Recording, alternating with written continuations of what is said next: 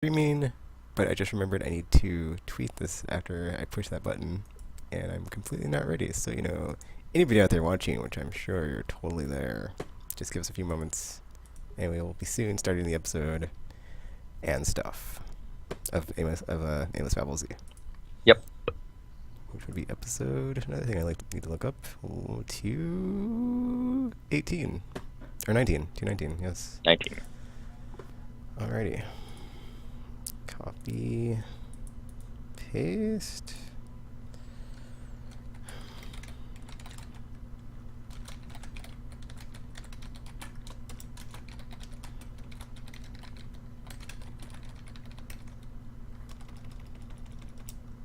Okay. Wait a minute. I'm still not used to Twitter. Aimless podcast. Live. Okay. Episode 219. Okay. I guess I need to check the audio is working. That'd help too. I'm still not used to Twitter. Hello. I was about to say something droppable. Aimless podcast. Now what? Now I have to wait for the stream to catch up with what you said. Live. Okay. Episode 219. Okay. I guess I need to check the audio is working. That'd help too. It's not there yet? No, I'm still not used to Twitter. Hello. I was about to say something droppable. Mine is doing advertisements. Podcast. Now what? Now I have to wait for the stream to catch up with what you said. Okay, say something again, tropical. Because it was there, but then I missed it. Okay. Episode 219. Okay. I guess I need to check the audio is working. Okay, I've not there yet. It's Okay. working. Okay. Alrighty. Aimless podcast. Or Aimless Babble Z, let's do this. Hello, everybody out there in the internet. Welcome to Aimless Babble Z, episode 219. I'm Ticketmaster, joined by... Drop the goal. So, if you're out there on Twitch, feel free to join us in the comments and say what you're thinking as we're talking about stuff. But we'll be doing what you've been playing, and then talking about Nintendo and their implosion, or or what I would like to call the train wreck we have all been watching in super slow motion, because we all kind of saw it coming, but didn't think it would be that bad, or as bad as it was. Yep. So, you're looking at the wreckage and it's like, oh, that was way worse than I thought it would be. But, do you want to go first, Tropical, and what you've been playing, or me, or... Sure, because it's been pretty uneventful for me. I had plans, You plan to play stuff. I've been thinking, actually, because we're working on Golden Crosshair stuff, and it dawned upon me that I think I played fewer games last year than any other year before. And I mean, obviously that's my kid's first year on the planet, and so yeah, it definitely does have an impact on the ability to play games. Somehow I finished The Last of Us. Oh, that's right, I remember it was really late at night and I was sitting there all alone, and what was I doing? I don't remember. But yeah, it was just like all my gaming is late night now. Even if I can even do that. But anyway, yeah, this week, what did I play? Yeah, we've known this for a while. Mag is shutting down in 6 days, I think, on the 28th. And so I decided, I'll just jump back on that and see what's going on. And so are people still playing it? There are people playing Sabotage, which is the most uninteresting mode to me in the game. It's basically... Let's see, how many players is it? 64 players? So 32 on each side. And then one side defends 2 points, while the other side tries to capture those 2 points. And then if those 2 points are captured, then a third point opens up, and then basically everyone is fighting for this one last point.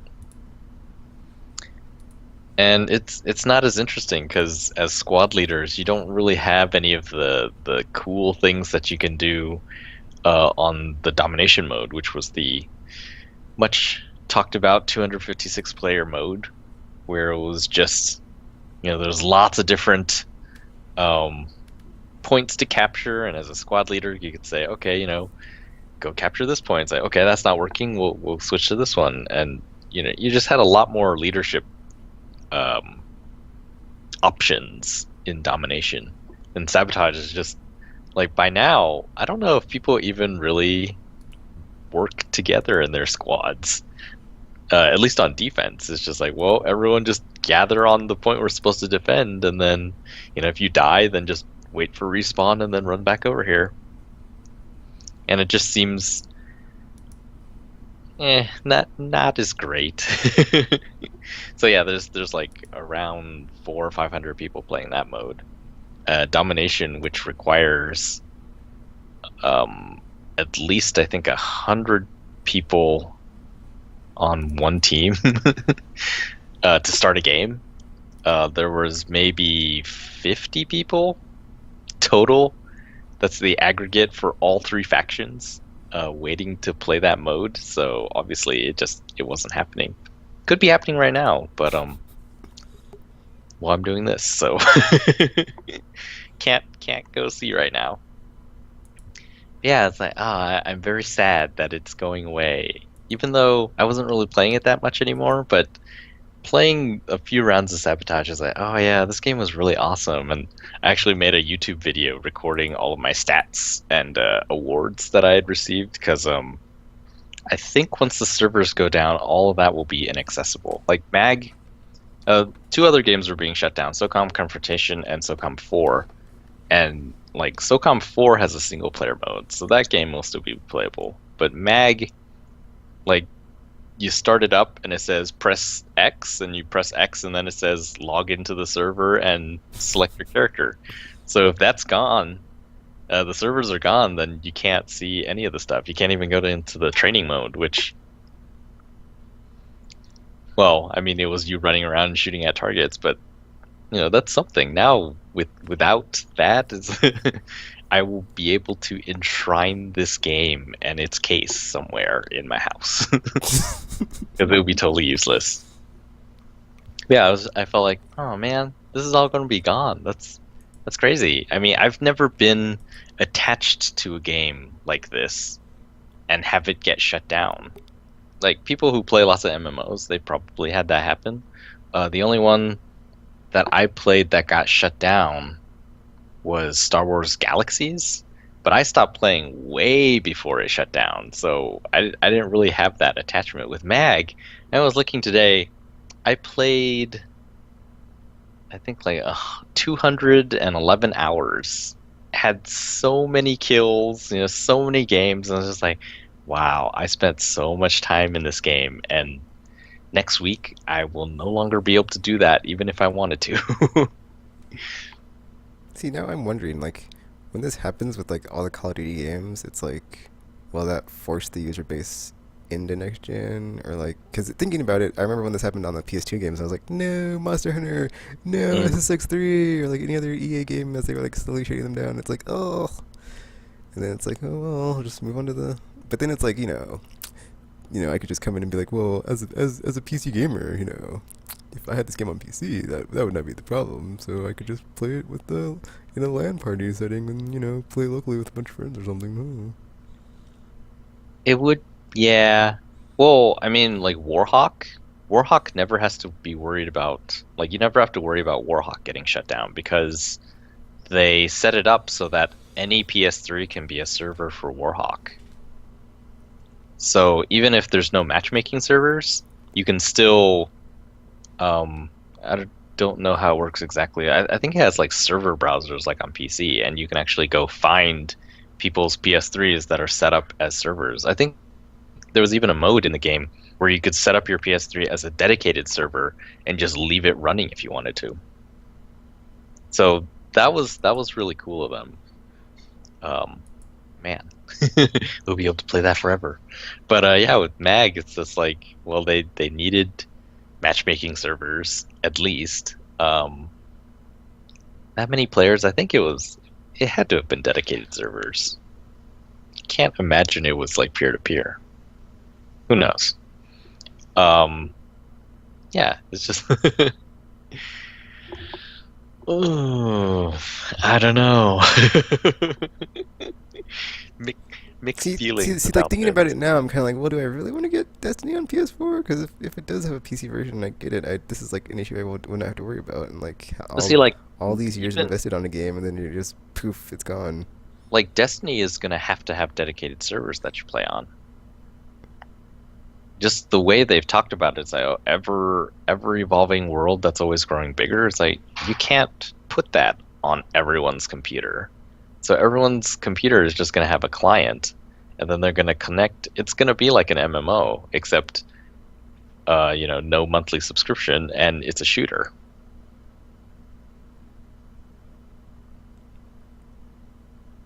Mm. Is the are I don't know.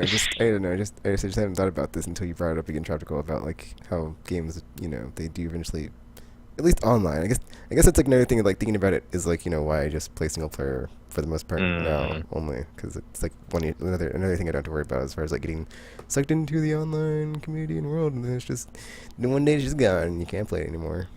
Like SOCOM 2 or SSX 3 or Star Wars Battlefront or any other yeah. PS2 Siphon Filter, the Omega Strain. Oh, pour one out. That was so fun. That was so fun. It was like made for co-op, so if you play in single player mode, it's like you can't even like access certain parts of the maps. It's like what? So yeah. Oh my gosh. Yeah, if Little Big Planet ever got shut down, like, whoa, that man. Some of the best stuff is online. Yeah, It's like if you think about it, like PS3, it was like there's like even more stuff that was done online than PS2, but then it wasn't really. I would say they probably didn't think ahead to like address this, and then PS4 probably say I'm pretty sure they probably didn't either. So it's like it's probably going to be the same thing mm, happening however many years from now when like all these games are going offline that people are playing. It's like oh. And PC players will be like, oh, well, if you played it on PC, then it wouldn't have happened to you, so sometimes there are sorry, console PC games that users. have been shut off. It's just that, on PC, what happened, I think, for some games is that when it got shut off, they would be like, oh, well, here, you can have our server stuff and you can run your own servers. And then those servers would live on and then the games could live on. It would be neat if they would do that for PlayStation games too. I don't think they would do that, just because that stuff is never released to the public. But who knows? Yeah,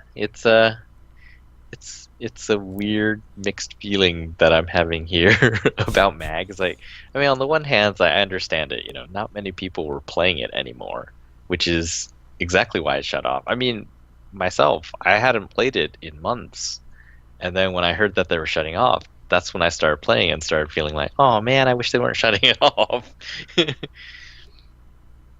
So, yeah, it's weird. It's like Now we can MMOs, only hope. MMOs I can get since it's like a subscription fee, so it's like you're paying for it, and it runs at a cost, so it's like that Mhm. makes sense to me. But like other stuff is just like, eh. Well, I mean, see, with Mag, it was always advertised as multiplayer online only. It's right on the box. We're looking at it right now, and it says multiplayer online only. So it is basically an MMO.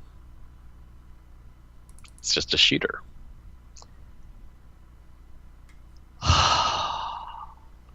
So many memories.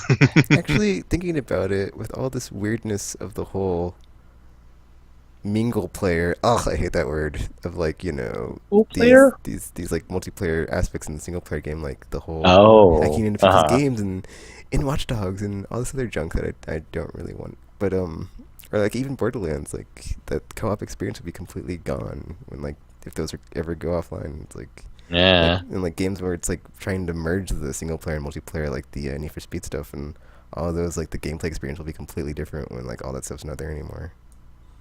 I mean, I imagine as this becomes more and more common and just more and more people get upsetted by it. I mean, like Mag, who do you think is really upset by Mag getting shut down? Not that many people compared to, if Call of Duty suddenly got shut down. It's like, yeah, all the PS3 Call of Duties, we're shutting them all down. That's a lot of people.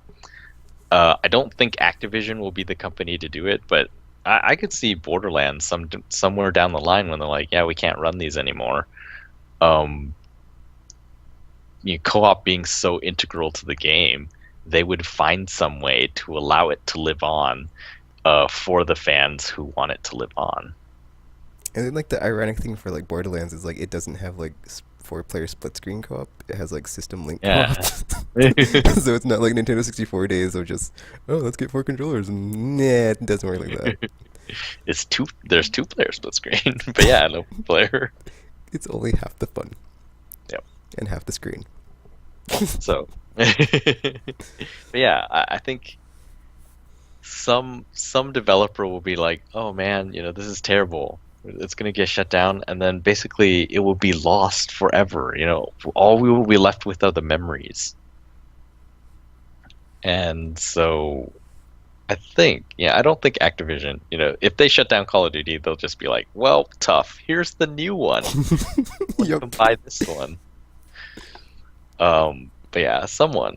Gearbox, maybe. They don't really have a lot of money all the time. But yeah, someone will figure it out. A lot of people actually have been talking about PlayStation Now in the PlayStation forums. Like, oh, it would be cool if they would bring like all these back on PlayStation Now. And then I was talking about it last time. It's like if they re-engineered it so it's sort of the servers are the client machines, like everything is running in close proximity, and it's like, wow, you could improve lag and just everything, and it would be kind of neat if PlayStation Now doesn't just become like, oh, well, we're doing this for the cash, and it could be a place like, yeah, it's always felt like this. Like PlayStation cares about games as a medium,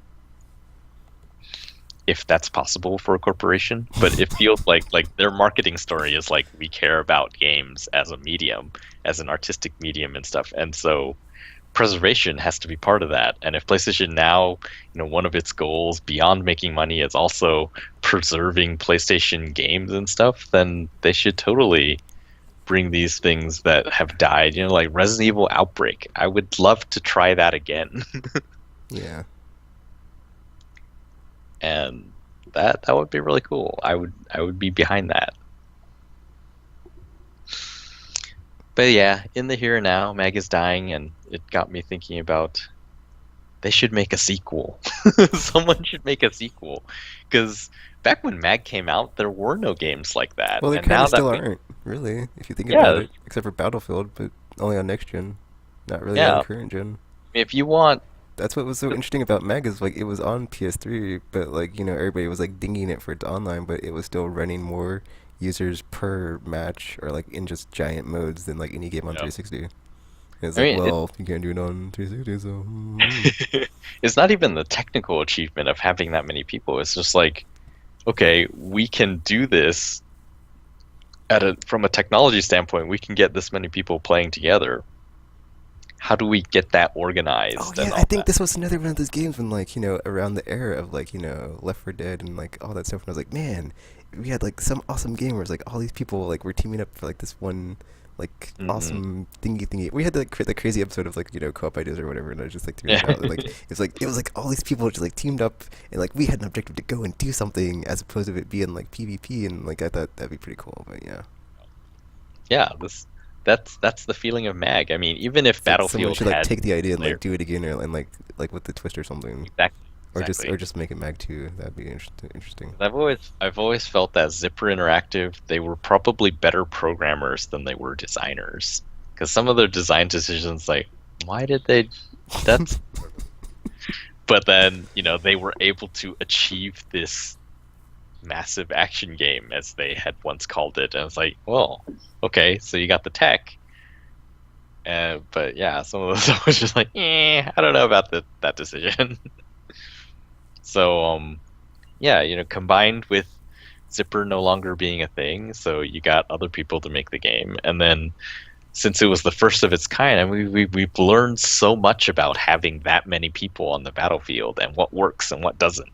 And then I think they could take that in a different direction, or just improve upon the formula, the design side of it, and then get the tech people to work on it, and then they could make a really awesome sequel if they wanted to. Yeah, I agree. I know we've like always talked about like the Call of Duty-ification of like first-person shooters, but it's like there is like other spaces in the genre to Yeah, like go out and do something interesting. yeah. Like Mag is definitely like something like that. I mean, what I was thinking about today is like there were. So I was talking about sabotage just now, where there's not really many options for you as a squad leader. It's like, well, we're on this side of the map, so we got to attack this one point. What else can I tell you guys? Nothing. Like, the game gives me nothing else. So that's what we do. We run up there and we keep dying until we finally capture it.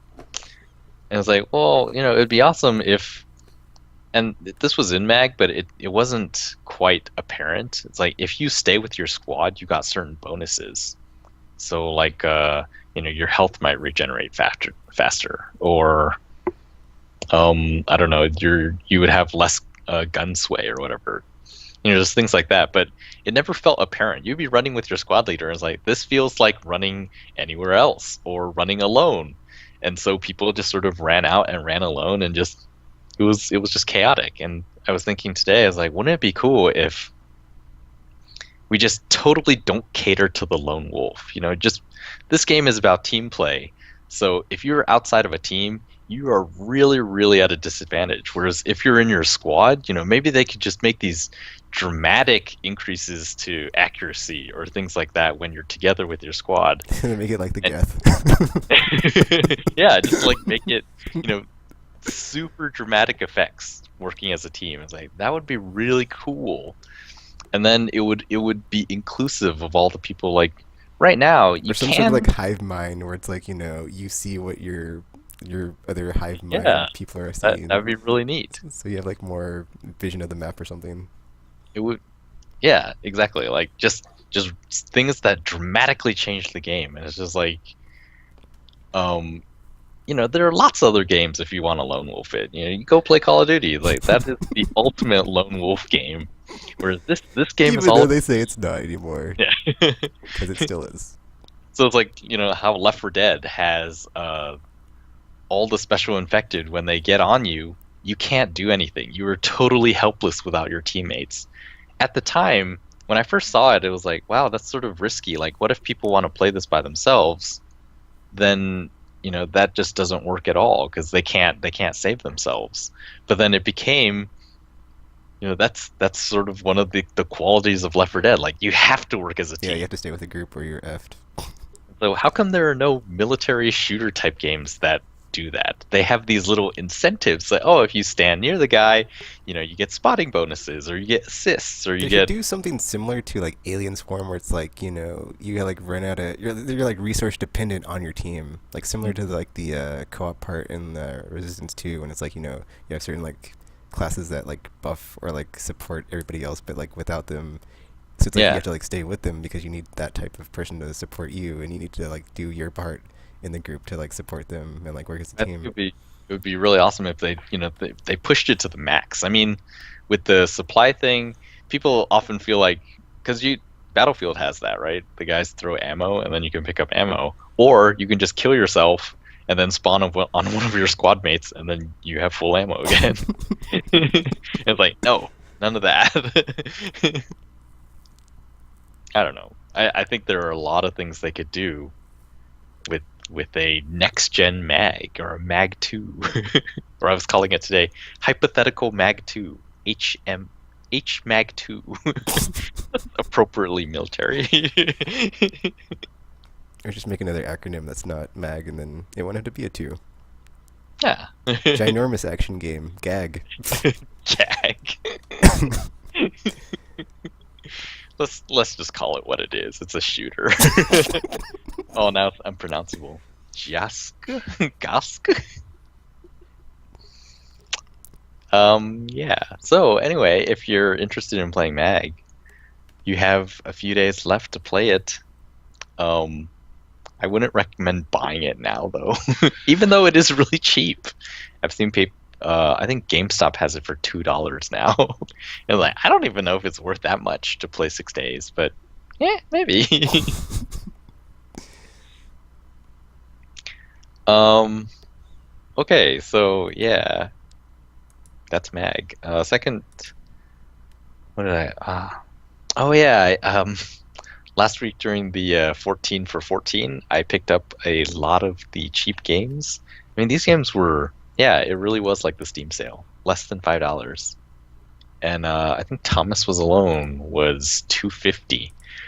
And I had heard good things and really didn't know anything about it except the screenshots, which showed a little rectangle jumping on a little red rectangle jumping across platforms that were made of black rectangles. And this is very primary color looking. I was like, okay, whatever.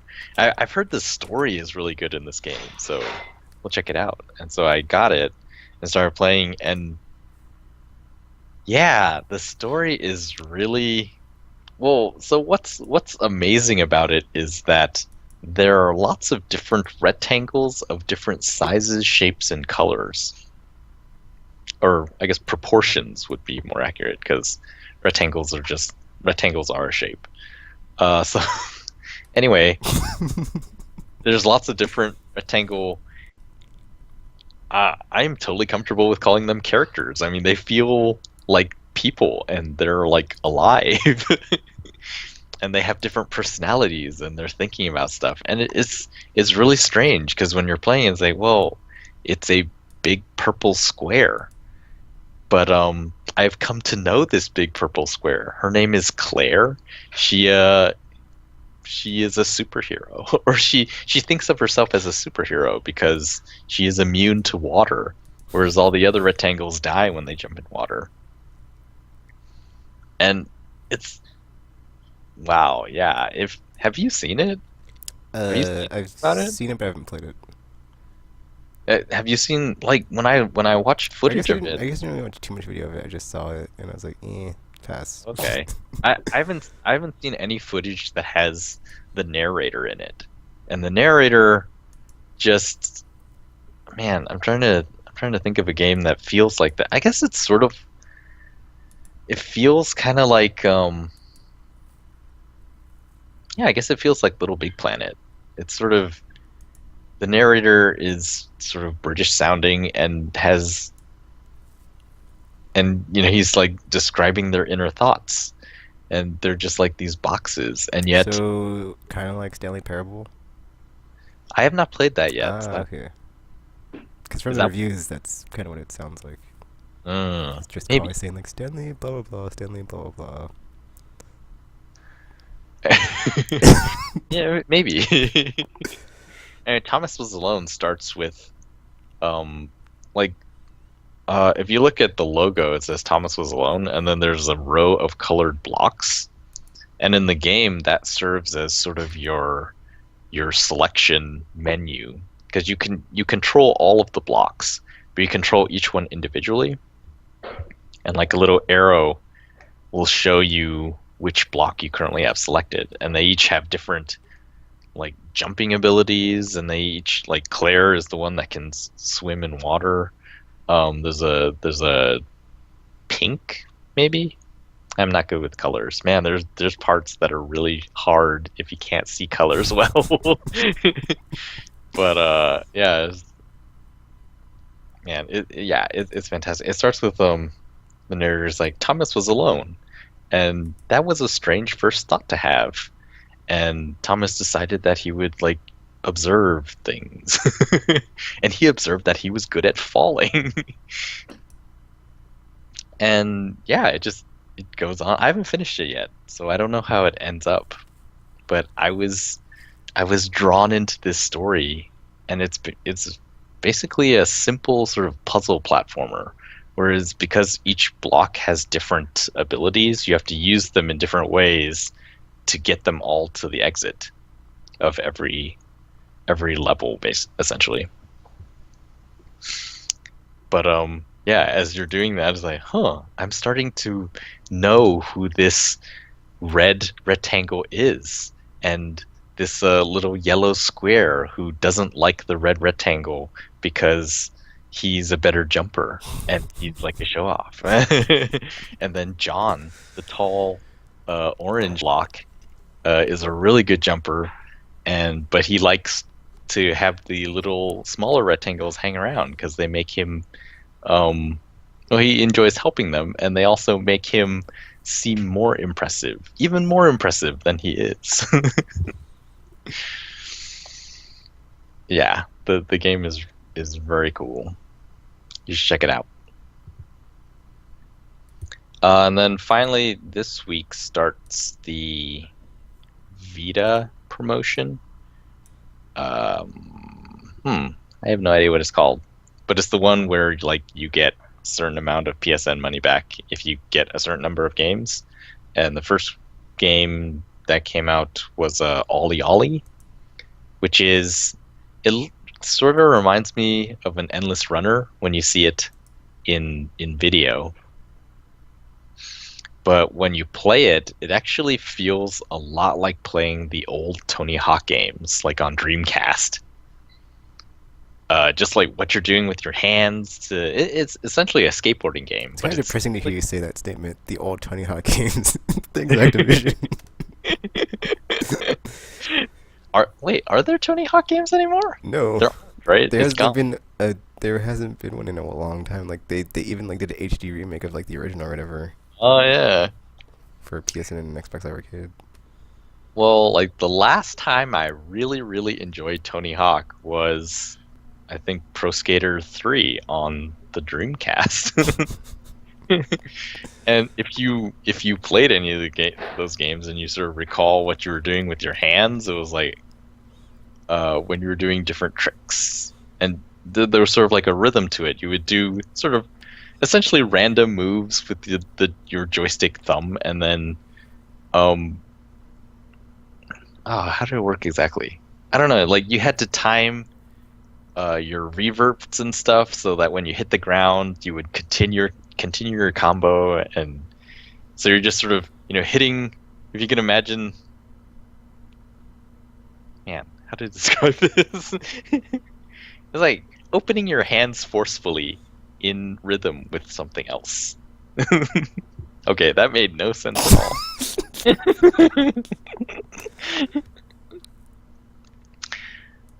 all. I can't describe it. It's just it's very skill based, sort of 2D skateboarding, and you have to do tricks, and you have to. So the controls work. X makes you sort of push off, and then pushing X twice brings you up to full speed, and then the left stick does tricks. So in order to just do an ollie, you hold down the left stick, and then when you release it, your character does a jump. And then before you land on the ground, you have to push X in order to, I guess, stick the landing.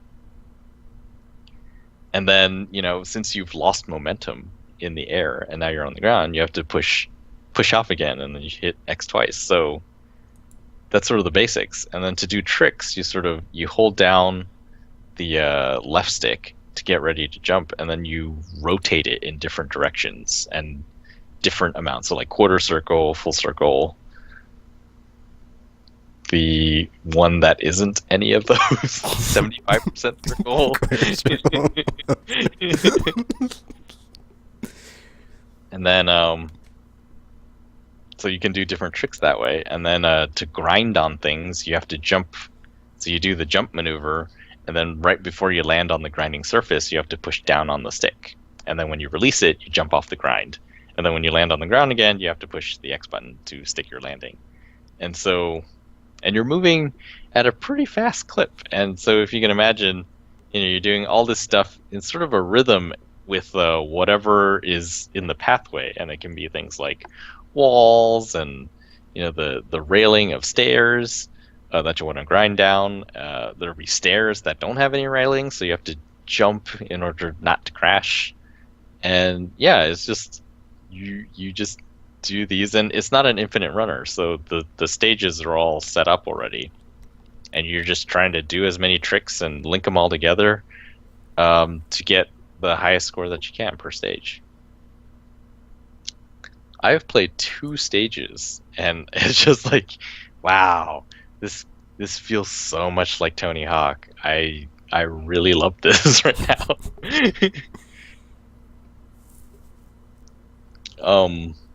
And I guess that's all I can say about it since I've only played 2 stages. I'm kind of at first when I saw it, I was like, oh, why'd they go with retro graphics? Because it doesn't really seem like it seems like everyone is going with retro graphics. And in some cases, they do it because they can't make not retro graphics. And that just feels lazy to me. And so this felt like, well, this feels, appropriately fresh and modern gameplay. Why does it have retro graphics? But I guess on the Vita screen, you can't really tell. So, yeah, that complaint is null for me now. So, yeah, that's my games this week. I wanted to play more, as I said. Mass Effect I'm still in Mass Effect 1. I have 2 more to go. But oh man, PSN sale got me, like the Steam sale. Yeah, luckily I don't have that problem anymore, so I'm like, $20 in the wallet, and I'm like, well, is it worth it? Is it really worth it? Yeah. I almost got a lot more. I mean, I started the way that I shopped it this year was like, okay, I'm gonna look at all the sales, and then add everything that I would get to my cart. And I just did that, and then I was like, oh my gosh, it's like 10 things for $47. And I was like, that's actually pretty good. But I know I want other stuff this month, so I should try to cut some of these out.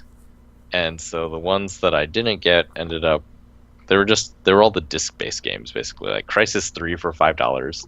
That's a really good deal, but I haven't finished Crisis 2, and so when am I going to get to this one?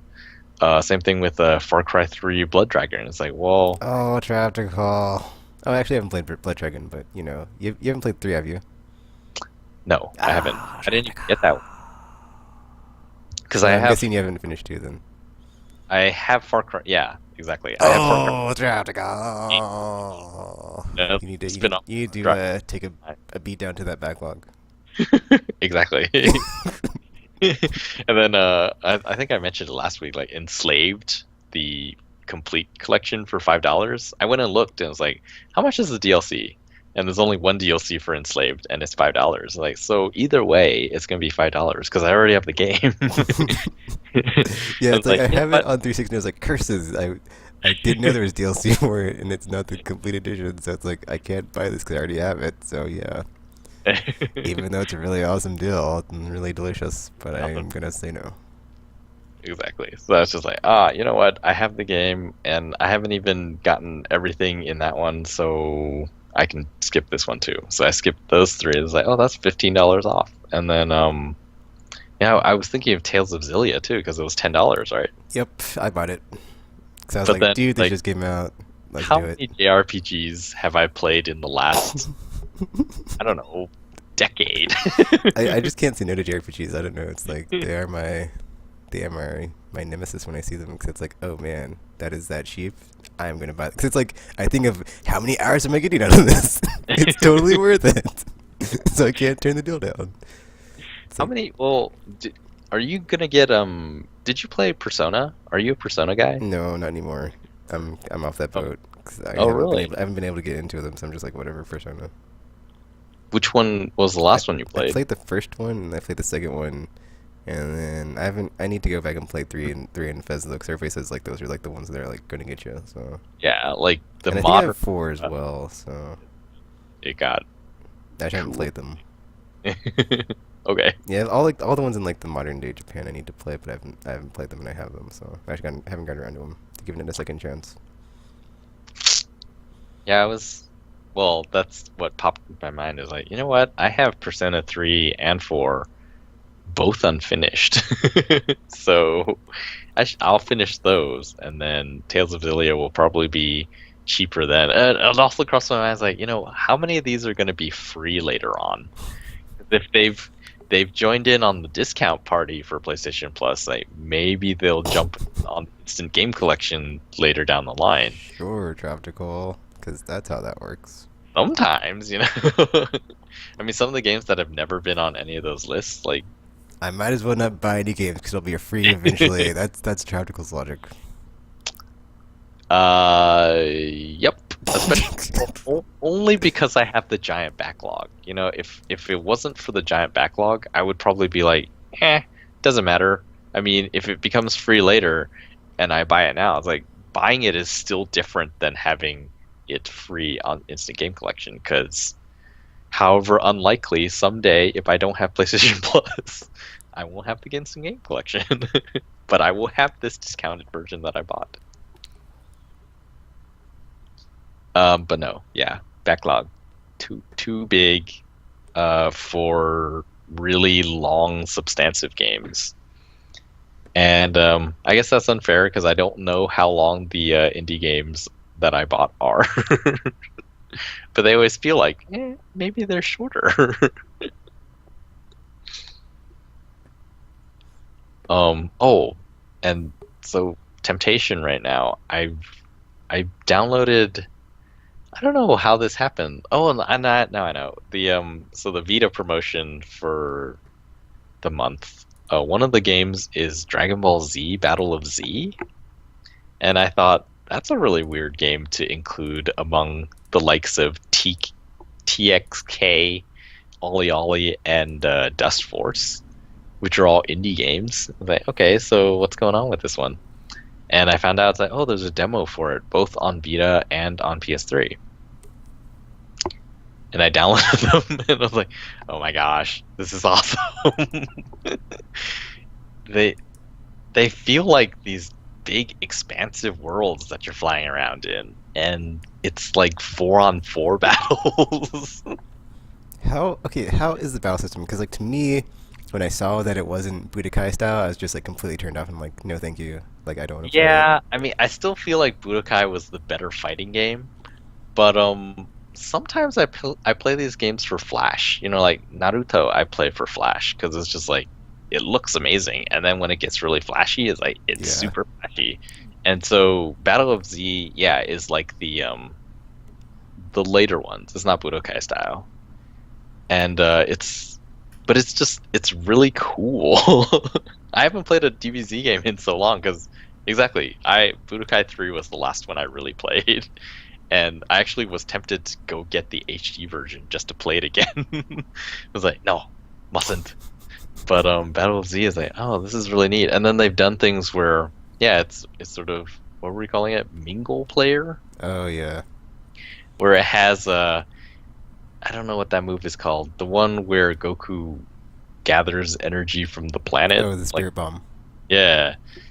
There's a mechanic like that in the game. And so it sort of has like a Dark Souls style where all of the energy balls that people, and I guess they're from real players. They all have like messages and stuff on them. And like the title screen just shows this spirit bomb appearing next to the earth, and it's getting more larger and larger, and then there's just all this spirit energy, I guess, coming off of the planet. Chi energy coming off the planet. And then when they get close to the camera, you can see it's like they have usernames and messages attached to them. It's like, this is in the spirit of what that move was in the comics. And I just saw that, I was like, wow, this feels amazing. I don't know if the game is going to be that awesome throughout, but just like this aspect of it seems awesome. So now I'm tempted. And that is all we'll hear about that until the game releases, and we'll see what happens. It would be interesting if they did take like the mechanics from the Ultimate Ninja Storm games and like did a DBZ game like with the same mechanics where it's just like super cinematic craziness Oh my happening. gosh. That would be so fun. Well, I guess it would be like there was that fighting game where you could. It was like the later DBZ game style camera, but it wasn't DBZ characters. I forget what it was called. Something Dust. I think it was in the arcades.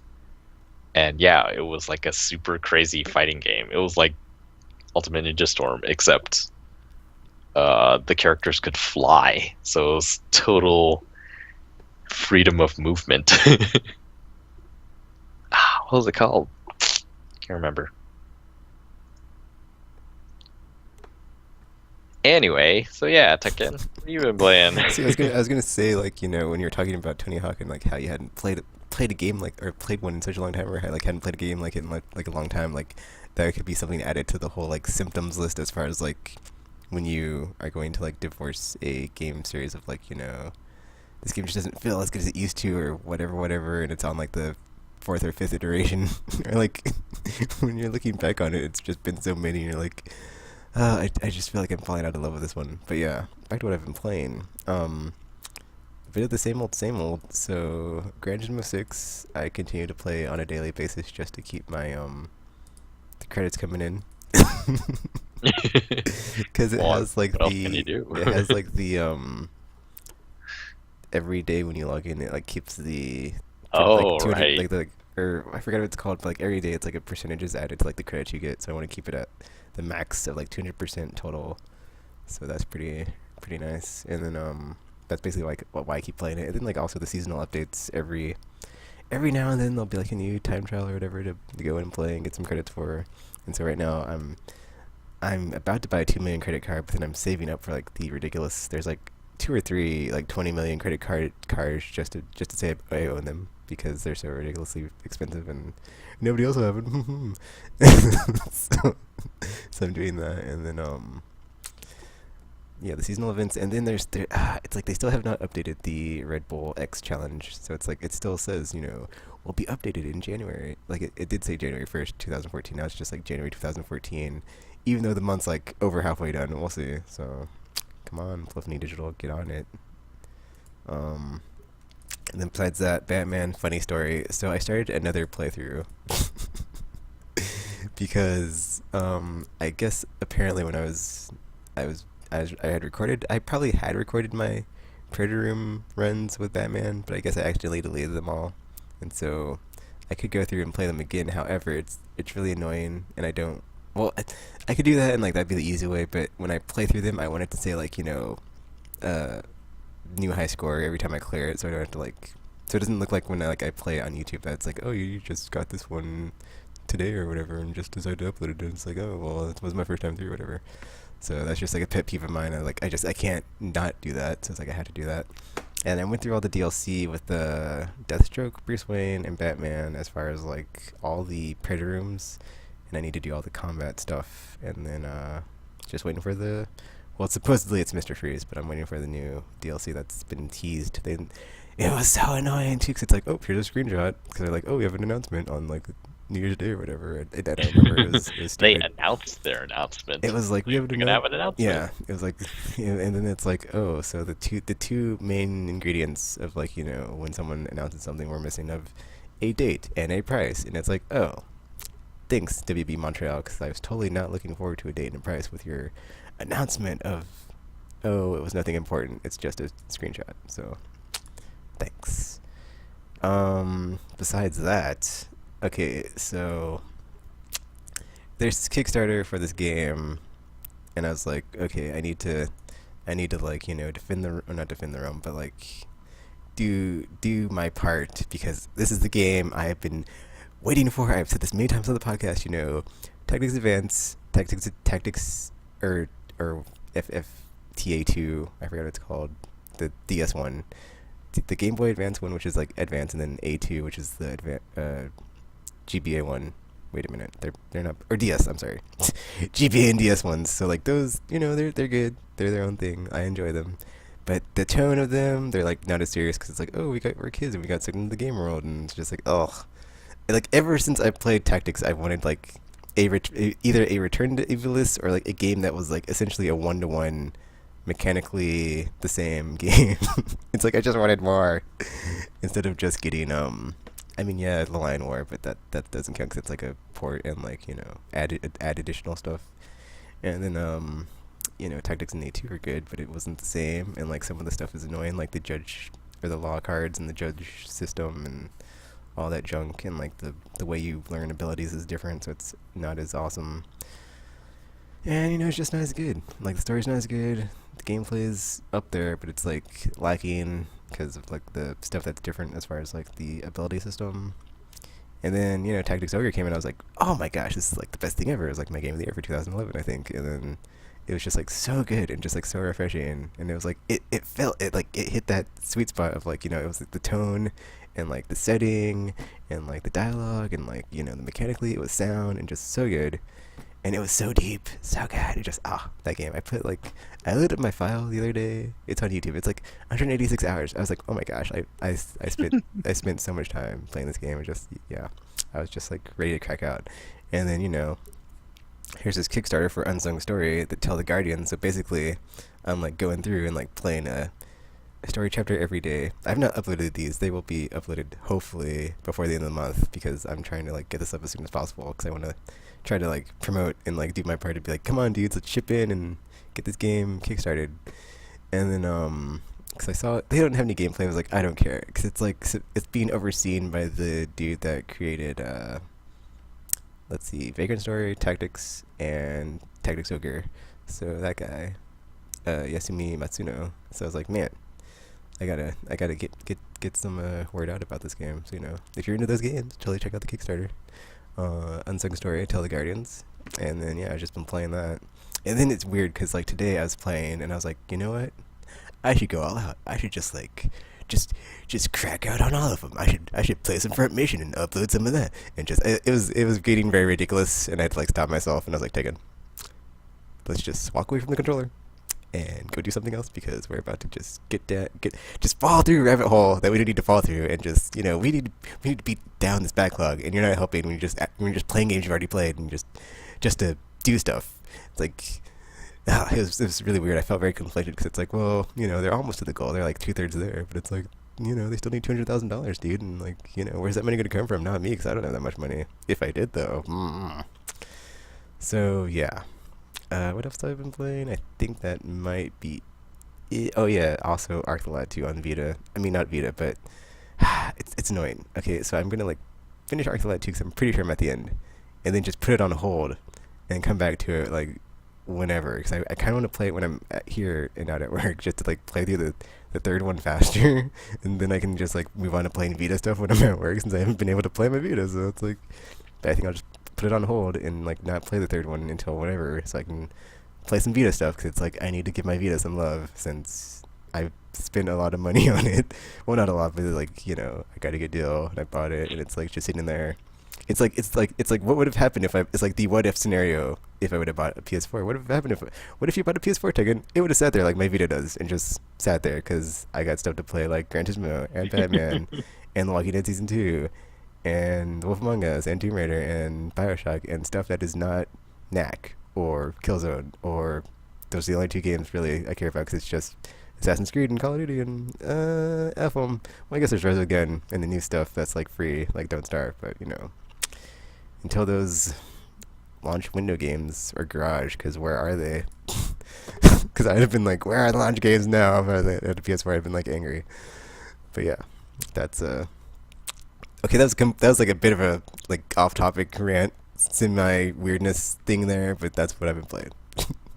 and yeah, Final Fantasy Tactics Line War is still amazing and awesome, even though I got like a bit. It's funny. This is like the first time, and I don't even know how long, where I actually like lost units in the first chapter, and you actually get to see me like have my units die, and I'm like, no, but I don't want to restart. So it's like, I'll just keep going. It's like, this is a let's play. I'm gonna like have it be 100% raw, and like not even, unless it's a story character or like someone that's like super awesome, I am not restarting, because it's like the time it takes in this game to like get through battles sometimes is just like, it's like half an hour just to like do a battle. It's like, I guess that's the other reason there's the reason I love like these as opposed to like the just traditional JRPGs. It's just like a random battle in a JRPG is just like dun dun dun dun, and like you're done in like a couple of seconds. Where it's like this is like 20 to 30 minute skirmish. Dudes might die. I guess that's like another reason I like XCOM. It's like, stuff will go down, and you live with the consequences. And it's very punishing sometimes. It's like, can you live with those consequences? If not, you should not play this game. If so, well, have fun. But you might be pouring one out every now and then, like I did for my two squires. And I was like, dude, no, I lost two squires. Like I didn't even know like when the last time I was like so rusty. I was like, man, I haven't played this game in such a long time, and it's kicking the crap out of me. But yeah, that's what I've been playing. Dang. It's all hand tactics to line war. It's still great. I was so traumatized by my XCOM deaths that I haven't gone back. Really? Yeah, I was like, I don't know what I can do because this enemy is way more powerful than anything we've come up against. I just lost my entire group of guys who had any level, so now everyone's a newbie. Yeah, that game you definitely need to have like you need to like know what your next 5 steps are after the step you're about to take in that game. Or you're gonna get to that point where it's like, I don't know what to do next, and like all my dudes are rookies, because that's happened to me in my first playthrough, and I was like, oh. It's crazy because you don't. I think that's why I liked it so much, but I just don't know what to do. It's like you don't know what you're gonna come up against later. And so you just sort of try to prepare as best you can, which I thought I was doing, and then I got there, I was like, nope, we were not prepared. And it was insane. It kind of makes me think of there's an anime called Gantz, and I think the second arc, when like, it's basically, it's weird to explain the premise, but you'll understand if you watch it. Like they go into like their second or third mission, and like they think they have a hold of things, and it's like, nope, everything just falls apart. It's like so tragic to watch, and it's just like, no, it just, oh, that was like after I watched that, I was like, that just made it one of my favorites of all time. I was like, wow, that's great. Like the pacing and everything. Cause like you think it's gonna go one way, and be like a traditional anime, and be all like, oh man, dude, we saved the day, but it was very tragic and brutal. I was like, wow, they went there, and it was amazing. Just like XCOM goes there when they're like, oh, you like having your squad mates named after your friends and loved ones? Well, look what we're about to do to them. And I cannot wait to do my Let's Play the Enemy Within when I have all the aimless people on my team. Like, no, just that game. I bet RPG dice first. I will like use that one. I'll like use like rotating squads of people. It's like I'll like have video game characters, podcast team, and then like superheroes, and just like name them all, and then like I'll have like a rotating team. Therefore, it's like I will always have like decent leveled characters, hopefully, and then if someone dies, I can just replace them and be like, sorry RPG, but I'll be replacing you with Cyclops now. So it was great while you're there, but you're dead. So sorry. And also Cyclops. Come on. Too bad it doesn't matter in XCOM, because yeah, it just takes one mistake, and then you're shot in the head and you're bleeding out, and it's over. That's another brutal thing with that game, is like you're like, there's some deaths you can come back from, some not so much, and then when you see them in game, it's like, I'm crying right now. Thanks XCOM, thanks. It's like I really liked having to see that person bleed out all over the floor when I couldn't revive them. But yeah, that's all I've been playing, and there's only two of us here, so yeah. So yeah, second segment, I'm sorry, is talking about Nintendo, because I would call it a very slow train wreck, and we've all been pretty much watching it in super slow motion ever since the E3 when they showed it, and we were like, is it controller? Is it a new console? They didn't really explain it too well, and then it just like, it's been, yeah, a really hard and terribly fought fight for them ever since then. And they haven't really been able to recover. It's like, even though 3DS is on fire, it's like Wii U is just like GameCube level terribleness right now, if even worse than that. And they totally like are like, I would say, so I don't know how the saying goes, like reap what you sow or whatever, but they're like reaping the ramifications of just like abandoning the hardcore and being like, well, Wii Fitness and Wii whatever, and all these games you don't care about. I mean, there was like one time in the Wii's lifespan where it was like they came out at E3 and they're like, new Punch Out, new Donkey Kong, new Metroid, new Mario. Like that was like, if they could like sustain that, which they obviously cannot, that would have been like the moment when they came back. It was like Nintendo's back. I'm back on Team Nintendo. But nope, it was just after that it was a very hard fought. Yeah, it's like kind of like what Microsoft did, dude. It was like we have the units. Let's just try to branch out now with the casuals and Connect stuff. So, but Wii U, let's talk about it because Yeah, it's doing pretty bad. pretty bad. And I we all mean, said it would, but we didn't think it would be as bad as it is. that is very true. Like the report that came out was that Nintendo slashed their forecasted number of Wii U sales from a original number of 9 million by the end of the year, I think. I'm not sure. 9 million units, they slashed it down to 2.8 million units. Not even 3 million. They would have liked to say 3 million, but they didn't. They said 2.8 million. That is a huge number difference. And yeah, exactly what Tekken was saying. And it's also like in the shadow of like Microsoft and Sony launching Xbox One and PS4 and just like just overtaking them in like no time at all. Yeah, exactly. It is pretty insane. And I mean, I guess the big question is, we knew that it wasn't gonna do as well as the other ones. We just knew it, and yet it is doing surprisingly like worse, I think, than what I thought. And there's just okay, yeah. First question is why? Well, I'd say the first thing is the price because that's like one of the things that like it was so low compared to everything else. It was like it made it so much more like I could go out and get one and be like, oh man, this is so cheap. Whereas Wii U came out and was like, yeah, I'll just wait. Yeah, I think there was that thing with E3 and we didn't know what it was really. I mean, I guess we knew that it was a new console, But but that video, it was like, so is it the tablet thing? yeah. Because it had leaked and it was like they were working on a tablet. And then you saw the video, it was like, so is that the Wii U? Is it a new controller? And there's no new console? What? How's that gonna work? I guess a lot of people still say it's the name.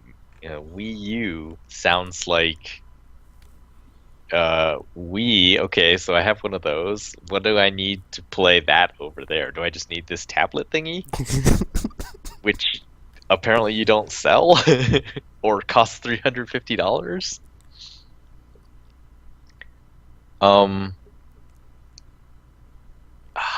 This is a very hard discussion actually, because I think it's everything that we've been saying the entire time we kind of bash the Wii U.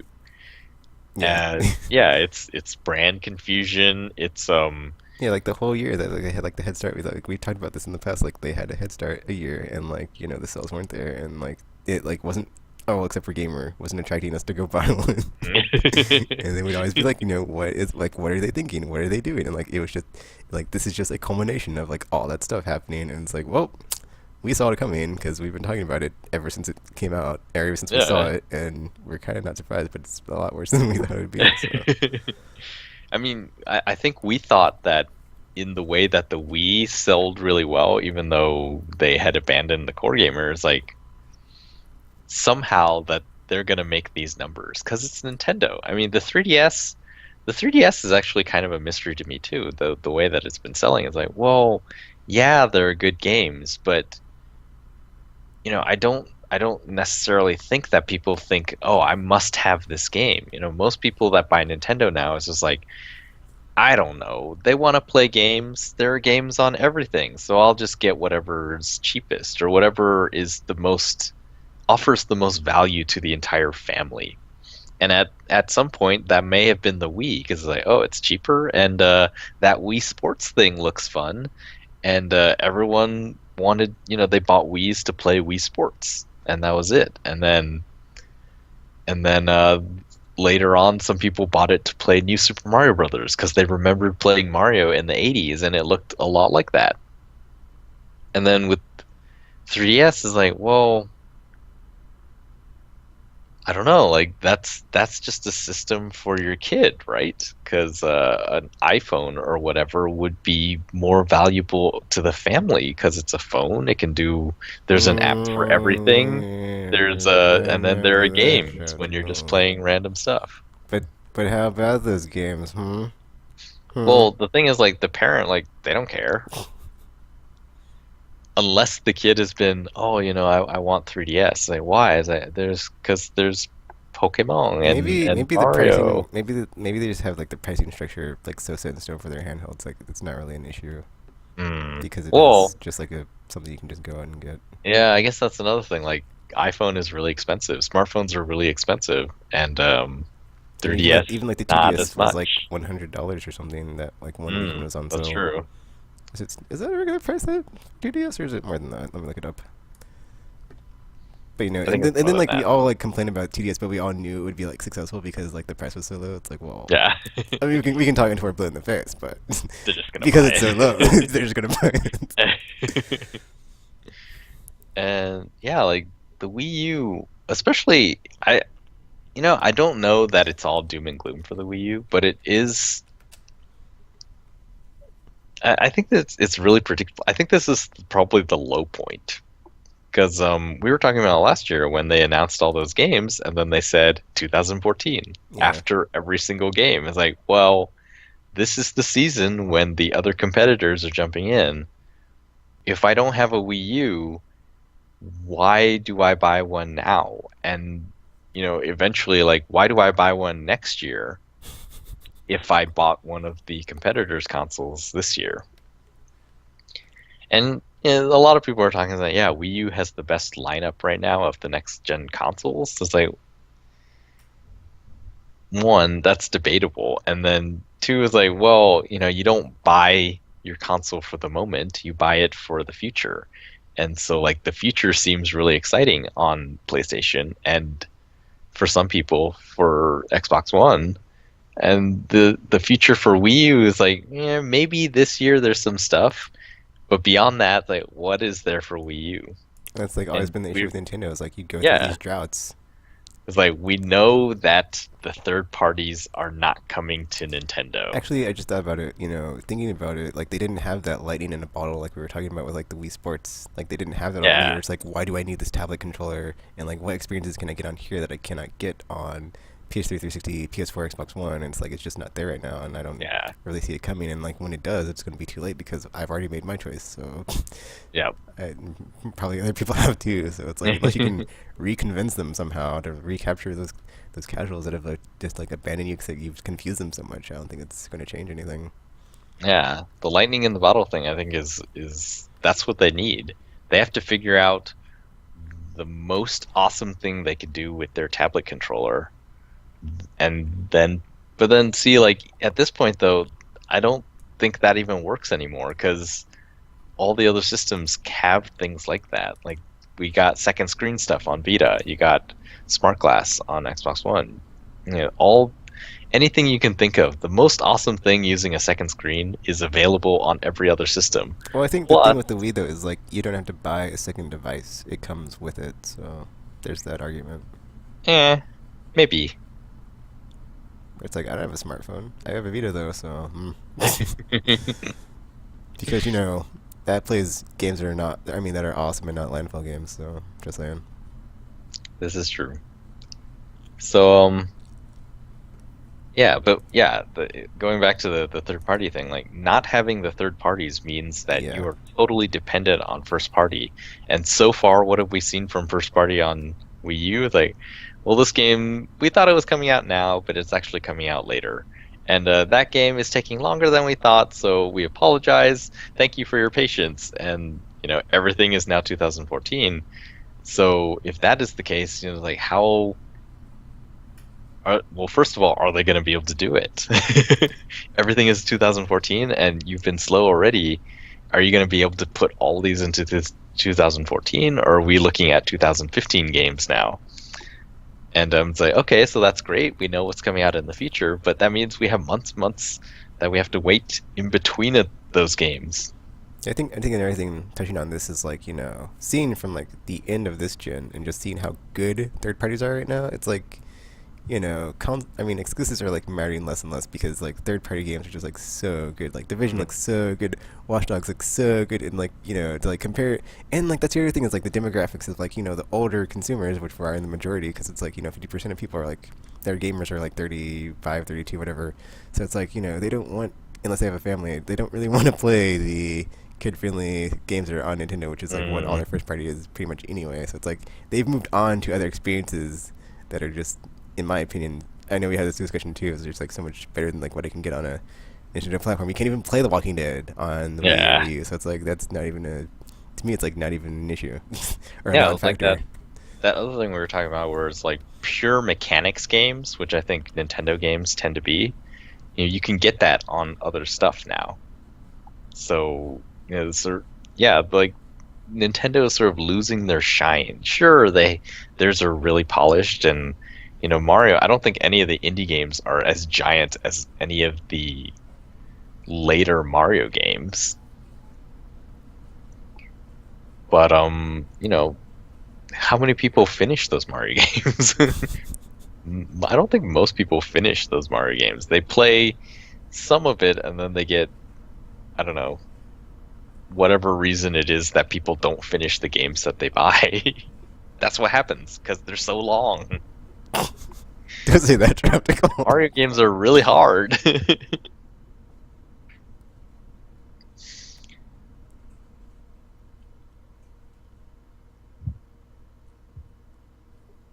Okay, so let's see. Reasons we have said are the name, the weird rollout, the price, lack of first party support, lack of third party support.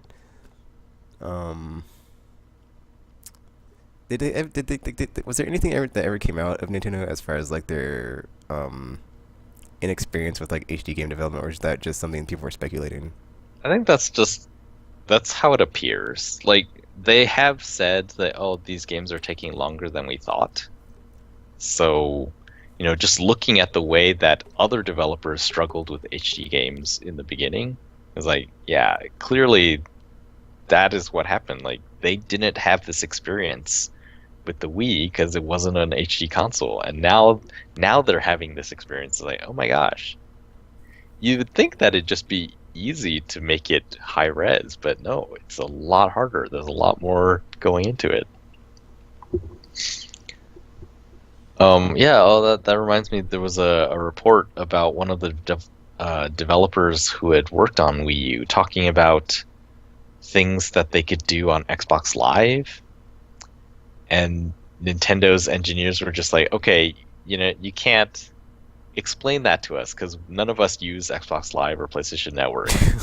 And so it was just like Nintendo's people have no idea how to do online anything because they have not even consumer experience with it. They just had no experience whatsoever, and they were unable to communicate with the developers because it was just developers were saying, oh, you could do this on Xbox Live and do this on Xbox Live. It's like, we don't know what any of that means.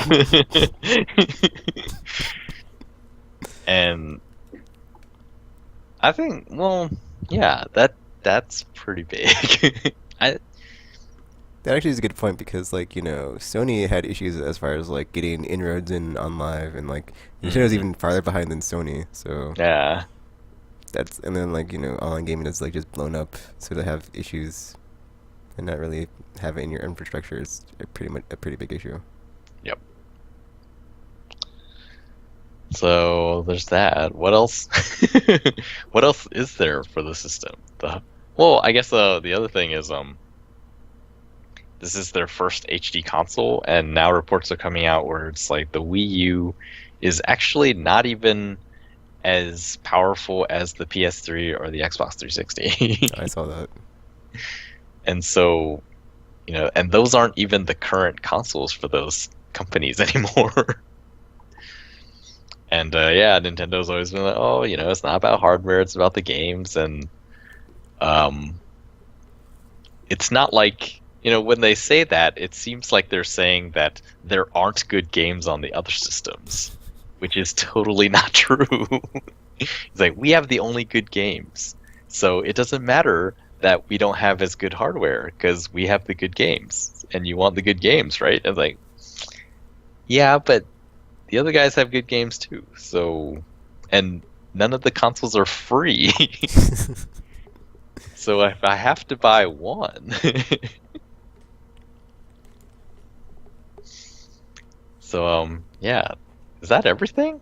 Is that I think that's everything that makes up the Wii U. The market message, the hardware, the online infrastructure, the software from first party, the software from third party, The price. the price. um, Yeah. that's everything. Okay, so maybe I guess it's not that surprising that it's not doing so bad. It has no really redeeming qualities. I mean, I admit, like I was um tempted when I saw, and I can't even remember what the game was, so it wasn't that effective. At one point, I was like, "Oh man, I do kind of want a Wii U," and I can't remember why. Once again, I was like that too when it's tropical. And then, yeah. I was excited for that X game though, but then I was like, well, mm. whatever. Well, I wasn't like that. I was just like, when I do get a Wii U, it'll be like really cheap, so it'll be a long ways away unless they just cut the price and take the losses, but they won't. So Yeah. So there's been a lot of talk that it doesn't matter. Nintendo doesn't care that the Wii U is a failure. And it shouldn't matter to you because if you have a Wii U, then you're happy with the games. And you are happy with the games, was the argument of the article. Is that accurate, you think?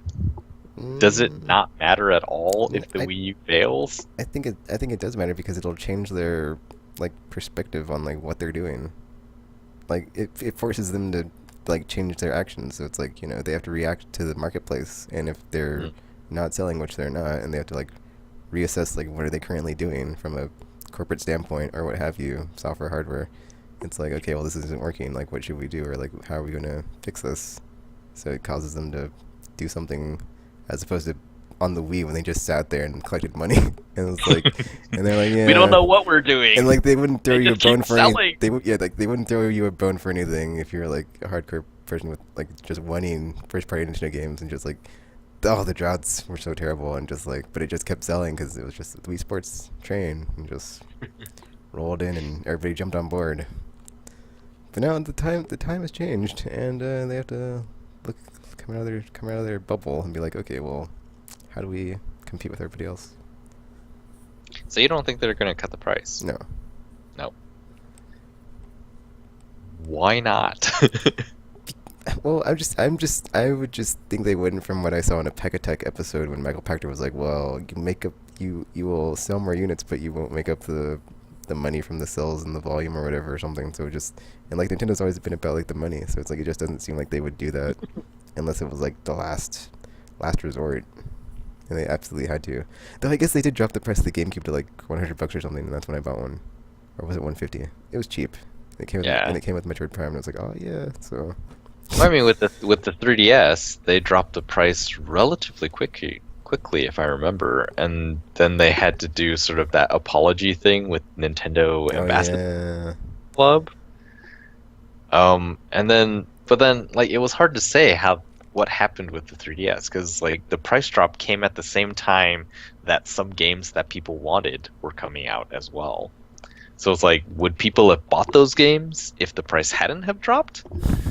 Or Was Actually, it totally because of the price drop? I think it's a good point, Tropical. I think this could just be like, a play from their playbook of just like, here's what we're gonna do is like, we have Mario Kart coming, we have Smash Brothers coming. We could just, drop like take our losses now and drop the prices when those games are out, and it'll drive sales. Or we could like cut the price before, and it'll not drive as many sales since the games will be there. But then when people, when the games do hit, people will go out and buy them. I don't know. Mm. Yeah.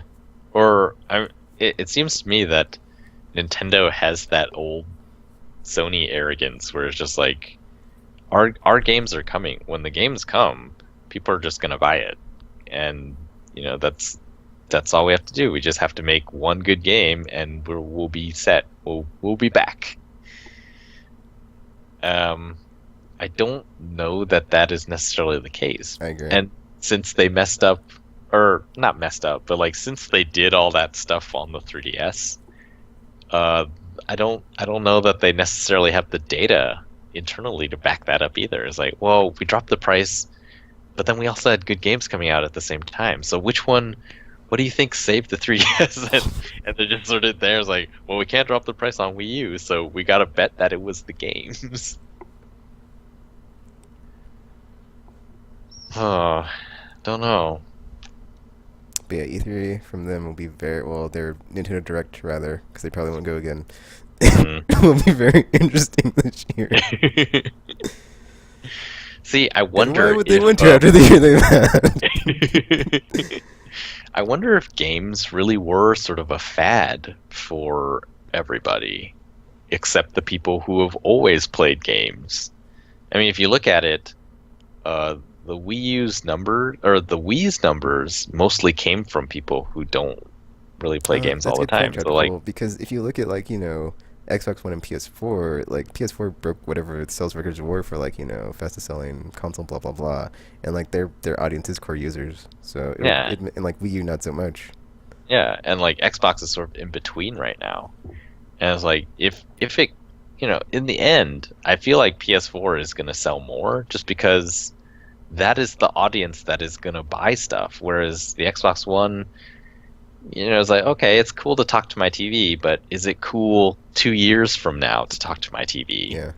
And like the Wii U, or it was like Wii Sports was really fun, but was it fun 3 years after I started playing it? It's like probably not as much anymore. And then so you got to a point where it's like, I don't even play Wii U or Wii Sports anymore. And then you see Wii U, it's like, well, I've had my fill from Wii Sports, and there's just that is what Wii represents to me. So Wii U, I don't need it anymore. I've had my fill. Yeah, and then it's These funny people, they don't think of consoles as sort of computers that play lots of different software. They attach them to certain things only. Yeah, because like if I look at my Wii collection, it's like there are very few holes in like games that I want to play on it that I didn't get to buy. Like Xenoblade Chronicles and Tatsunoko vs. Capcom, and that's like it. Everything else I have, like Resident Evil 4, House of the Dead, whatever. Well, I guess Red Still, whatever 2, the second one. I never got to play that, but there's like at most five games I never got to play on it that I was like, oh man, I really want to play that. So because the third party support wasn't there, so it wasn't like there was so many games coming out to just go and play on my Wii. They're amazing. As a tangent, because that hasn't happened yet today. I was looking, I was like, there were so many more games on PS2 than there were on PS3. Oh wow, really? See, it's funny because I was like, I was talking to my coworker about that, but then I was like, what, I actually concede that PS2 better than PS3, or as far as like software library. So yeah, well, I mean, I'm not going to argue the quality of the games. I'm just saying like the difference. There's a difference there, but yeah, because like if Wikipedia is at all accurate, there were, I think it was like 3,800 some games on PS2, and there's only been almost 800 games on PS3. What? That's crazy. That's insane. I was about to say, like, I would not argue library size, but library quality, dude. Like Mass Effect, The Walking Dead, go F yourself. Like you can't say PS3 is like inferior to PS2. Yep. This was also a person that said, N64 better than PS1. I was like, what? I was an ex Nintendo fanboy, so I was like, there's no. But that's a completely other story. What is the reasoning? I can't. They are also an Xbox One person, so I was like, yeah. And like we basically been going at it like every day that like we're both there, and it's like this is like not going in, and it's just funny because I have like, all these facts to like back it up and be like, oh, look at that, oh, look at that, oh. Yeah, that always reminds me of when people would look at me confused. It's like, you like PS3? Just like, and the last one was like, yeah, it's weird because you know more about games than anyone I know, and yet you prefer the PlayStation 3. And I was like, that should tell you something. Yeah, I know, right? I was like, 2013. What were the amazing first-party games from Microsoft? Besides, Gears of War Judgment wasn't even first-party, but I'll give you that one because you don't really have anything else. I'll just sit here in silence and wait for you to tell me because there aren't any, and yeah. We are, yeah. There are different strata of gamers now. We are the snobs. We are the game connoisseurs. There is the Mona Lisa games, and there are the macaroni. Oh, what was the other one? We should call that when RPGs not here, like the game connoisseurs with Chapter Clone Ticket. When we become the tastemakers and tell you what's so amazing out there to play. I mean, it's true, right? Like, you'll have. Like, for example, for me, like wine. I don't understand wine at all, but there are people who are like, oh, I can tell you what a good wine is and what a bad wine is. And it's like, yeah, we can totally do that for games. And then there are other people who are just like, whatever. This one only plays on this one, so it's awesome. And way better than the ones that only play on that one. Yeah. Xbox 360. Yeah. I guess we aren't snobs so much because for the most part we're pretty positive. Snobs, I feel like, have a lot more hate, and there's like, the dirty games. I mean, we only do that with entire platforms like mobile.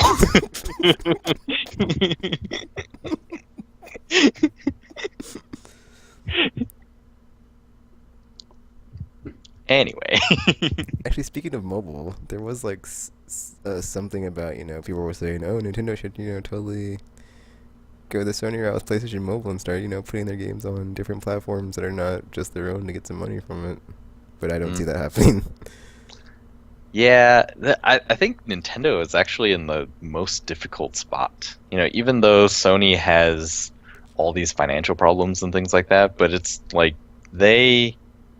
conceively they could leave games and just be a TV company or whatever it is they want to do. And Microsoft, most of their money is from Office and Enterprise and things like that. And but with Nintendo, if Wii U doesn't go as planned, then what do they do? Like, if they can no longer make games, what is the Nintendo brand worth? Good question. Nintendo, yeah, while they have the focus, I guess it's also tough for them. Unless there's some sort of like crazy out of nowhere announcement where it's like, we're gonna make names on Linux and team up with Valve. That would be crazy. Oh my gosh. Steam Machines Nintendo partnership, mind blown. That would be insane. It's like we make games just as often as Valve does, so we wouldn't even want to hear it. It's true. I think Valve, they were once saying, like, we only ever made one game, which was Half-Life. And then everything that they've had since then came from other people who modded their game and then got bought by Valve. So Valve has only made two things. They made Half-Life and they made Source and they made Steam. And from that came the Steam Empire and Counter-Strike and Team Fortress and Left 4 Dead, and just like everything was mods. Portal was a mod. Everything was a mod of Half-Life 2, I believe. Actually, it's funny because I just saw this like really epic, crazy, awesome, like Steam machine or Steam.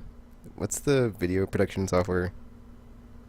Bum, bum, bum, bum.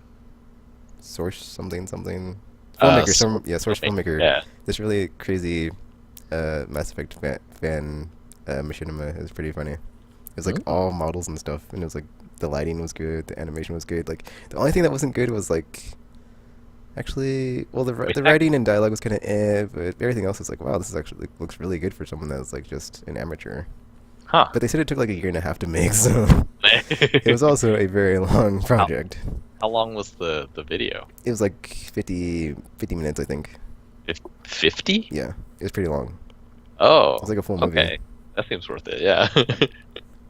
The only thing that didn't look good was like this part with like some fire, because like there's like a shuttle on fire, but it wasn't really on fire. It was just like the fire on the model, and I was like, that doesn't look. But besides that, everything was like amazing. I was like, Wow. wow, this is really good. That's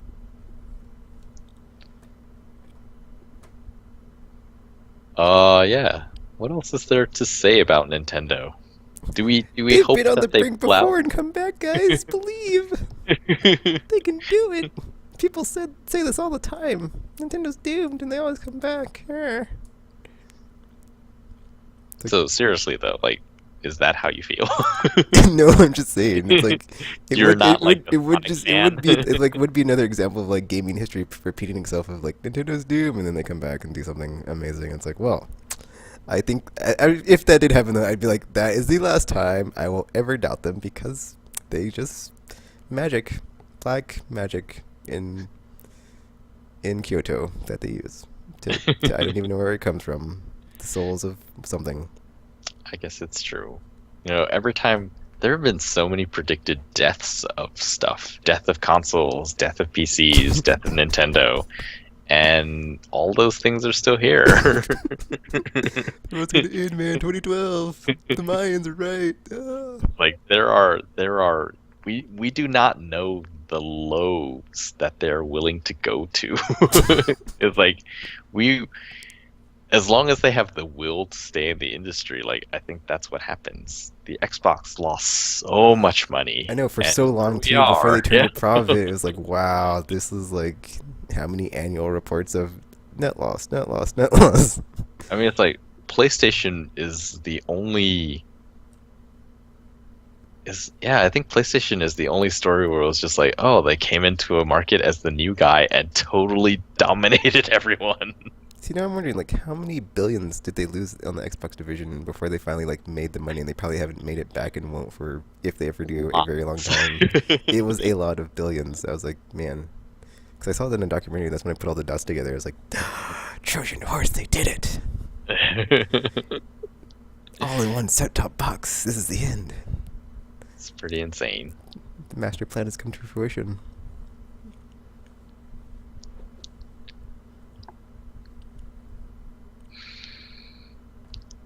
A sigh for Nintendo. Yeah, I guess I would like them. I would like to see them be just game developers. That would be pretty cool. I wouldn't mind that. You know, it's like Guitar Hero showed that you can make peripherals for a game, and if the game is awesome enough, people will buy the peripheral to play that game. Everyone has a plastic guitar. And it's like that's counter to the thing that people always say is like, oh, if it's not included with the system, then it's not going to be supported. And it's like no one can accuse Activision of not releasing enough Guitar Hero games. There is a lot of content for your plastic guitar.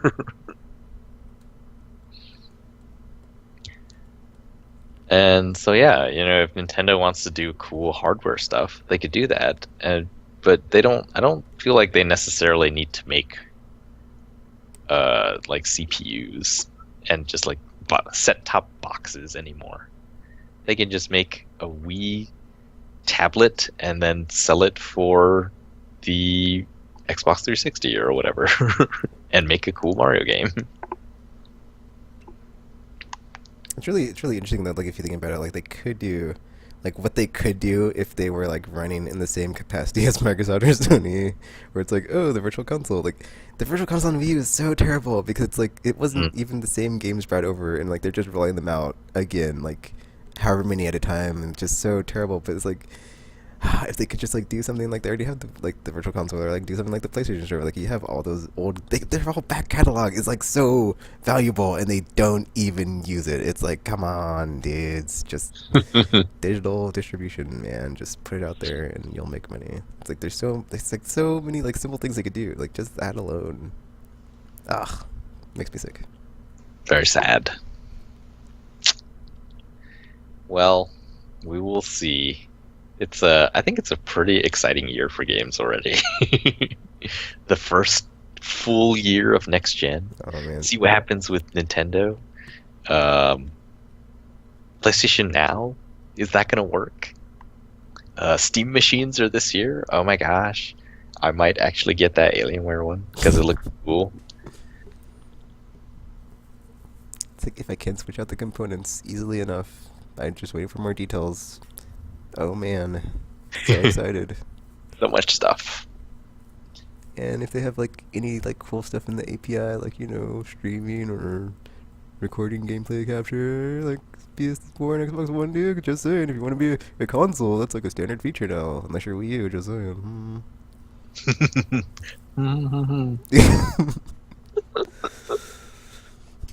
That would be great. Yes.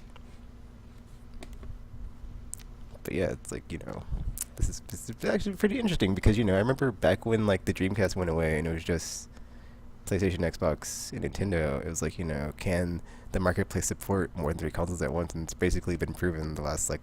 Well, I think it will be proven that it's doable because like you have Ouya, you have all that other stuff like that, and then you have Wii U, PS4, Xbox One. And now we're getting Steam Box. That's like five, at least. That doesn't even count PC. And then people are like, oh well, tablets and smartphones will just destroy the game economy because the games are so cheap and they're so but they're terrible. Okay, who wants to play the crappy landfill games for like $1 when they're just disposable? Just I spit in their general direction because they're not worth. They are almost games. Almost games. But yeah, man, there's always something coming out and something to look forward to. Like even like the Oculus Rift, like all the stuff that's gonna like just change and like add. It's just like the future is just like always so fun to like look forward at in the gaming industry because there's always something to look forward to and just be like excited about. Why I love it so much. It's so great. So yeah, I guess we can end it there unless you have anything to add, Tropical.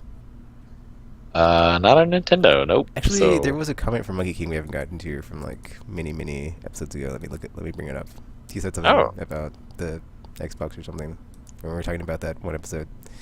And the stuff. which Xbox? The Xbox 360, I believe. Okay.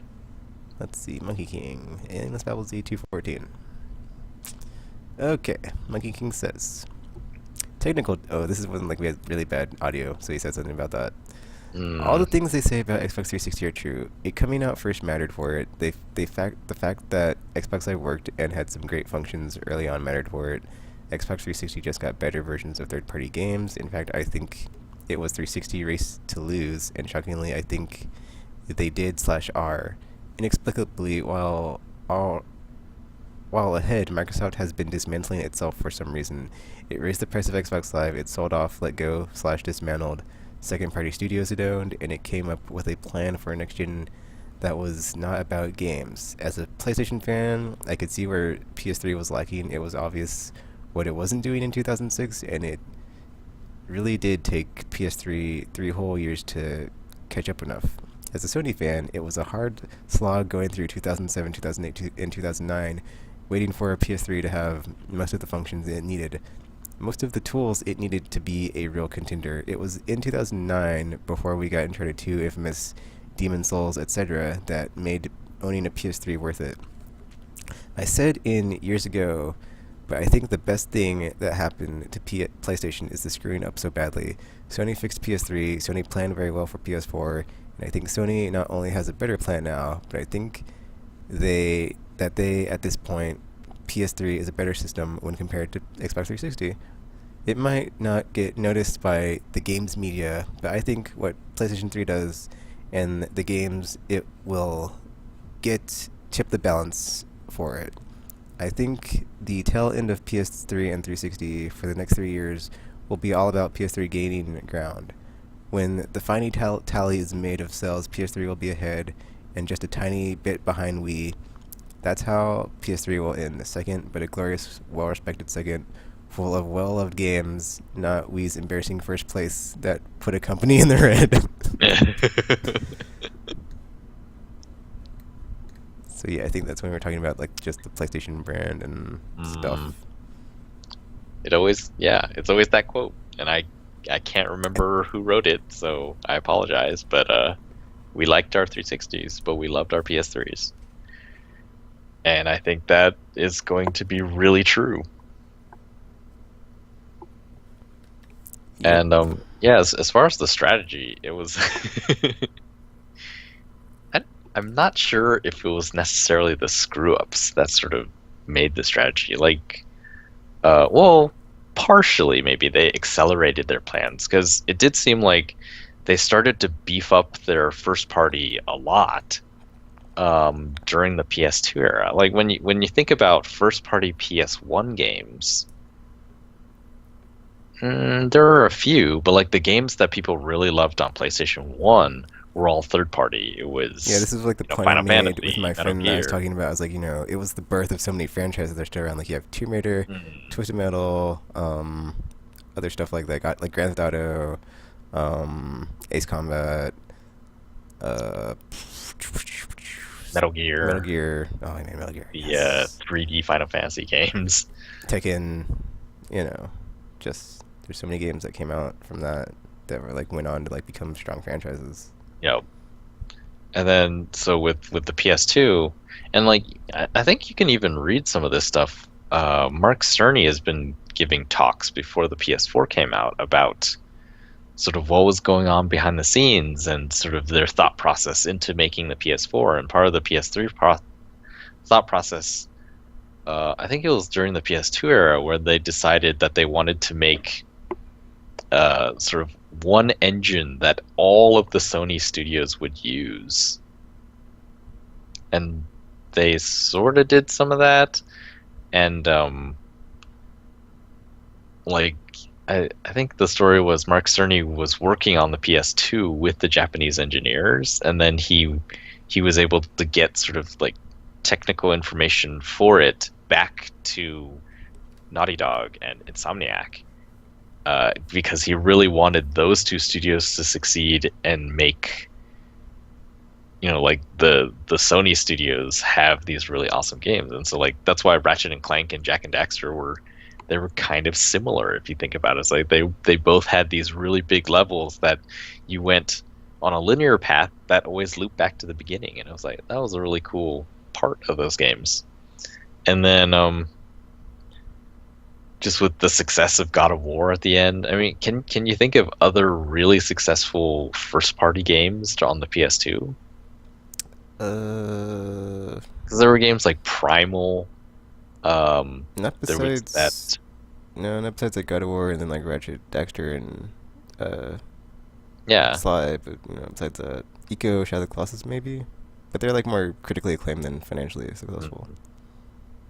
But it was, I think, that coupled with, in one of the talks he mentioned that Yoast was starting to think that, game development is getting Gran Turismo. Yeah, that's always Gran Turismo. The number one. Maybe, I was going to say Crash Bandicoot and Spyro, but that's PS1 and not PS2, so. Yeah. And they were actually Universal games. Anyway, I think they realized that they could not rely on the third parties quite as much anymore, and it sort of came down to the first parties. Like, we have to prove our system as we did in the past, and then like this generation, I think their strategy is like, we know we can do that. We've proven that the first parties can prove our system, but there's only so much we can do. Like there's even with so many studios, there would have been droughts. It'd be the Nintendo problem. And so by making the consoles really easy to program for, it's like that's how you get third parties back on. So yeah, I agree, Monkey King. The strategy is smart. Yeah, I personally just like have not really ever thought Sony first party was like really strong until this console generation. So like going into PS4, it's like actually have faith in them that they will not let me down after The Last of Us and Naughty No. Dog and just Sony Santa Monica and like everything they do is just so good. So Yeah, I think that was like the general consensus. When I was the lone PS3 supporter at my previous jobs at game stores, everyone was just like, they have no games. And I said, it's like, well, first party, those are going to be exclusive, and those are up and coming. And that was during the time of like between Uncharted 1 and 2, and so we were starting to hear about Uncharted 2 and things like that. And it was just like, yeah. And they would always bring up like, well, Sony first party, I mean, what was on PS2 besides God of War? And so now we have the evidence. Yep. Well, I guess it's like that, and like they're good at making partnerships with like people like that game company, and just Mhm. being like make we're gonna do what we can. Yep. We're gonna make an awesome game. Actively for going us. out and Yeah. finding the talent now. Like, yeah. Or, like you always like mention like the boutique games like Heavy Rain and like Rain and stuff like that, like just Yep. really good small experiences. They're just like so good compared to what you do not get like that on 360. It's like they just don't have it. Like it's all about shooting stuff. Yep.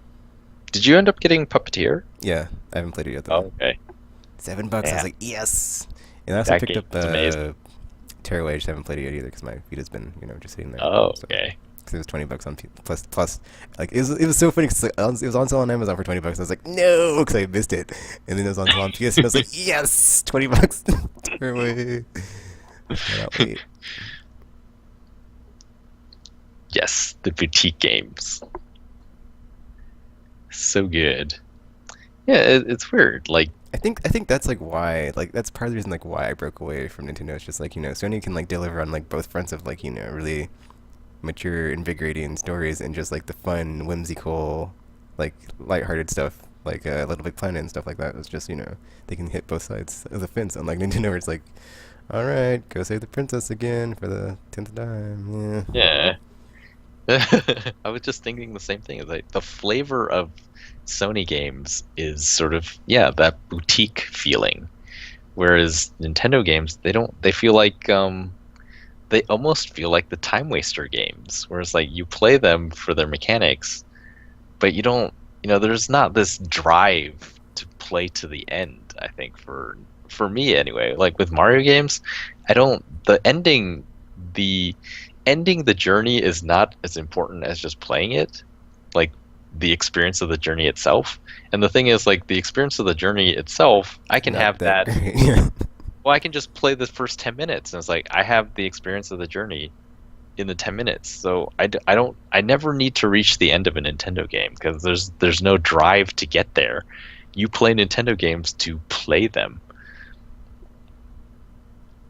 And I think that's what story does for games, I guess. Like that boutique feeling, you feel like you need to see the whole thing. It's like, oh wow, I had this experience and it was amazing. Yes, that is like the paradigm shift that is like like that we're seeing like in like the modern game design is like you have these games like Gone Home. And it's like it is an experience. You sit down, you do not play this game, or like you don't say you play The Last of Us. It's like this game will change you, and you will go through things, and you will have this experience. Whereas like you want to play a game, and just sit down and do whatever. It's like you can do that, but you play these games. It's like they're just like on a whole another level. Yeah. And I guess the flavor of Microsoft games is really sort of it's like jock culture. That's what it feels like. Even Forza feels very showy and about being it's like macho cars, whereas Gran Turismo feels like I am here to experience a simulation. It feels refined.